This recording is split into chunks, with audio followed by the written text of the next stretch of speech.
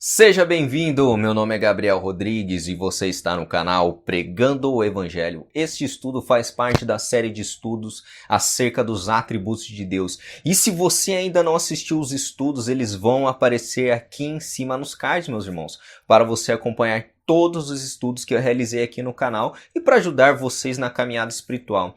E nesse vídeo eu gostaria de trazer 4 evidências bíblicas de que a ira de Deus está nas pessoas. E a primeira evidência nós encontramos na concepção para esse mundo. Talvez um dos ensinamentos bíblicos que descem mais amargo no nosso coração, no coração do homem carnal, é que toda a humanidade, sem exceção, já é merecedora do inferno. Ou seja, por causa do pecado de um homem, todos nós fomos responsabilizados. Vamos ao texto bíblico para esclarecer essa premissa do meu argumento. Portanto, assim como por um só homem entrou o pecado no mundo, e pelo pecado a morte, assim também a morte passou a todos os homens, porque todos pecaram. Romanos capítulo 5, no versículo 12. E quando Adão e Eva eles pecaram no Éden, os seus descendentes eles se tornaram pecadores por natureza. O pecado de Adão passou a todos os seus descendentes por causa da sua primeira desobediência ali no Éden. Desde a nossa concepção já existe essa natureza corrompida em nós. O apóstolo Paulo ele não explicou de modo preciso como toda a humanidade estava envolvida com Adão em seu pecado, mas simplesmente ele assumiu esse fato. Assim como Cristo é o nosso representante em nossa salvação, Adão caiu e representam todos os pecadores. E também o profeta Davi confirma essa realidade nas Escrituras. Eu nasci na iniquidade e em pecado me concebeu minha mãe. Salmos capítulo 51, versículo 5. E se o Espírito Santo não iluminar o nosso entendimento para as realidades espirituais, jamais compreenderemos essas terríveis realidades a respeito de nós mesmos. E é difícil, irmãos, acreditarmos que desde a nossa concepção, já criancinhas existem pecado nelas. Por isso nós precisamos ensinar as crianças cedo, porque elas começam a pecar muito cedo. E outro texto bíblico que nos ajuda a termos uma compreensão dessa realidade se encontra em Efésios, entre os quais também todos nós andamos outrora, segundo as inclinações da nossa carne, fazendo a vontade da carne e dos pensamentos, e éramos, por natureza, filhos da ira, como também os demais. E outro sinal que a ira de Deus está em nós é a rejeição da revelação natural. A ira de Deus se revela do céu contra toda impiedade e perversão dos homens que detêm a verdade pela injustiça, porquanto que de Deus se pode conhecer a manifesto entre eles, porque Deus lhes manifestou, porque os atributos invisíveis de Deus, assim o seu eterno poder, como também a sua própria divindade, claramente se reconhecem desde o princípio do mundo, sendo percebidos por meio das coisas que foram criadas. Tais homens são, por isso, indesculpáveis. O apóstolo Paulo, inspirado pelo Espírito Santo, escreve claramente que Deus se manifestou e ainda se manifesta para a humanidade todos os dias através da criação. Esse mundo chamado Terra e Universo como uma grande obra de arte, onde Deus é o autor dessa pintura. Como Davi escreve nos Salmos, diz o tolo em seu coração, Deus não existe. Todos os homens, quer nas tribos mais pagãs, indígenas, têm um conhecimento de Deus através da criação. Por isso o apóstolo Paulo escreve, tais homens são indesculpáveis. O apóstolo Paulo escreve que a ira de Deus se revela. Observe o tempo presente. Já nesse mundo a ira de Deus está sendo revelada. O apóstolo Paulo estava lidando com as nações gentílicas de Roma, repreendendo a sua idolatria e perversão moral. Deus demonstra sua ira removendo a sua graça restritiva e deixando os homens entregues aos seus próprios desejos do coração. Nos versículos posteriores, Paulo escreve que tanto homens e mulheres perverteram a relação sexual, ou seja, homem com homem e mulher com mulher. Esse tipo de prática sexual contrária à criação era um costume comum entre os romanos, os gentios de Roma. E Paulo escreve que essa atitude de Deus em abandonar os gentios era a sua ira sendo revelada já nesse mundo. E agora o outro sinal da ira de Deus é na rejeição de Cristo. As pessoas que rejeitam Cristo hoje e o seu evangelho estão debaixo da ira de Deus. Por trás de um dos textos áureos dessas escrituras, em João 3,16, o seu contexto se torna algo tão negligenciado e esquecido por muitos. Vamos ao texto bíblico. Porque Deus amou ao mundo de tal maneira que deu seu Filho unigênito para que todo que nele crê não pereça, mas tenha a vida eterna. João 3, no versículo 16. E ele continua: quem nele crê não é julgado. O que não crê já está julgado, porque não crê no nome do unigênito Filho de Deus. João capítulo 3, versículo 18. Deus enviou o seu Filho ao mundo não para condenar o mundo, e todo aquele que crê em Cristo terá vida eterna. Jesus fez essa promessa maravilhosa aos pecadores. Quem nele crê não é julgado. E Jesus contrabalanceou com um alerta assustador aos fariseus e todos aqueles que rejeitam a Cristo.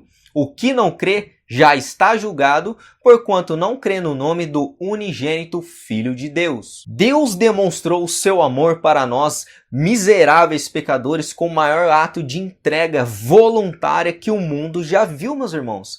E Deus esmagou seu Filho na cruz por nós, miseráveis pecadores. Ele foi abandonado na cruz por causa dos nossos pecados. Ele sofreu a ira que nós merecíamos por toda a eternidade. Mas é importante mencionarmos que o sacrifício de Cristo não é para todos. A salvação não é universal. As promessas do Evangelho estão disponíveis somente para aqueles que creem. Somente para os que creem.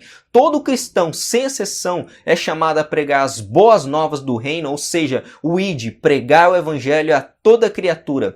Essa é a grande comissão que nós temos. Devemos pregar o evangelho, meus irmãos, para pais, filhos, cônjuges, amigos de trabalho, para toda criatura, sem exceção.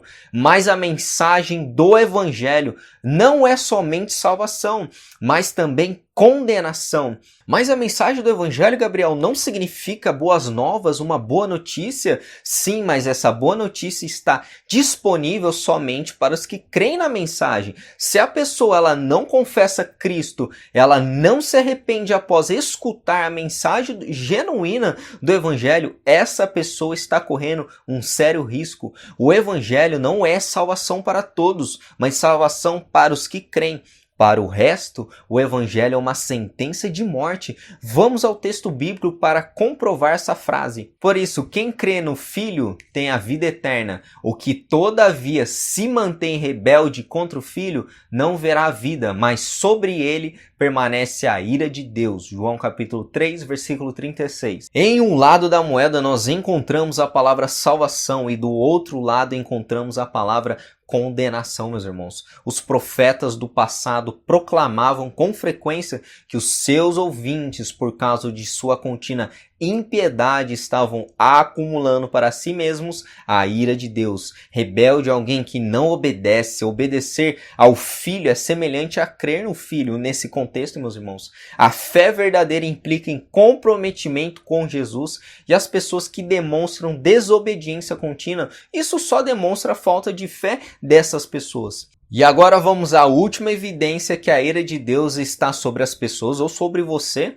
e nós encontramos um dos motivos mais comuns na igreja visível sobre não produzir frutos e viver uma vida inteira em pecado e pensar que só pelo fato de estar na igreja essa pessoa é salva. João Batista, o último dos profetas, confrontou os fariseus a respeito disso. Vendo ele, porém, que muitos fariseus e saduceus vinham ao batismo, disse-lhes: raça de víboras, quem vos induziu a fugir da ira vindoura? Produzi pois, frutos dignos de arrependimento, e não comeceis a dizer entre vós mesmos, temos por pai Abraão. Porque eu vos afirmo que destas pedras Deus pode suscitar filhos a Abraão. Já está posto o machado à raiz das árvores, e toda árvore, pois, que não produz bom fruto, é cortada e lançada ao fogo. E o último dos profetas, João Batista, meus irmãos, ele escreveu acerca da ira vindoura. Os fariseus e saduceus pensavam que por causa da sua descendência, dos patriarcas, eles tinham privilégios a mais e eles não seriam condenados. Eles se consideravam como sendo os justos de seus dias. E essas palavras de João Batista atingiram eles profundamente. Igualmente, meus irmãos, podemos dizer que muitos crentes nominais da nossa época que não demonstram nenhuma evidência de transformação em suas vidas. Muitos pensam que só por pertencer a uma linhagem sanguínea de pais cristãos, elas possuem um lugar no céu, por exemplo. Pessoas que frequentam a igreja todos os domingos, por exemplo, mas vivem vidas religiosas, sem transformação de vida. Muitos encontraram, por exemplo, no cristianismo apenas uma capa para esconder seus pecados ocultos. E se você não produzir frutos dignos de arrependimento, a ira de Deus permanece sobre você.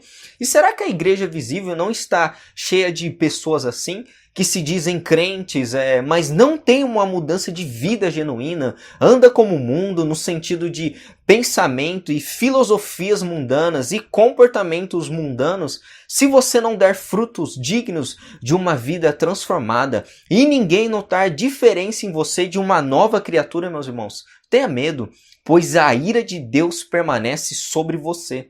E agora, após analisarmos todos esses textos das Escrituras, chegamos à conclusão que desde a nossa concepção, a ira de Deus permanece em nós por causa do pecado de um homem, do nosso primeiro pai Adão.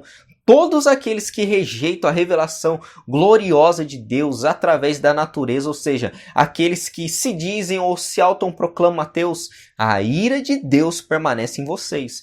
E por causa dessa rejeição, Deus demonstra sua ira entregando as pessoas aos seus próprios desejos, como vimos anteriormente. A homossexualidade e o lesbianismo é um fator evidente da ira de Deus sobre uma sociedade. Será que não vemos isso no mundo? Países como Brasil, Estados Unidos, Deus tem abandonado essa nação e retirado a sua graça. E é muito importante destacarmos que a ira de Deus já é demonstrada nesse mundo e não somente naquele mundo vindouro, mas haverá também a manifestação futura do grande dia da ira do Cordeiro. E agora, irmãos, indo ao final desse estudo, será que você se encontra em uma dessas 4 descrições que a ira de Deus está sobre as pessoas ou sobre você? Será que você tem sido um crente nominal, uma pessoa que só frequenta a igreja, mas não tem uma mudança de vida? Ou alguém que se entregou às práticas homossexuais e lésbicas? Ou alguém que rejeita o evangelho de Cristo? Lembre-se que há salvação para o pior dos pecadores. Mas não se esqueça, somente para aqueles que creem e se arrependem verdadeiramente dos seus pecados. E esse foi mais um vídeo, meus irmãos, aqui no canal. Se você ainda não é inscrito, se inscreva para sempre acompanhar os nossos conteúdos. E não se esqueça de deixar o seu like, pois isso ajuda muito o canal. Que Deus abençoe vocês.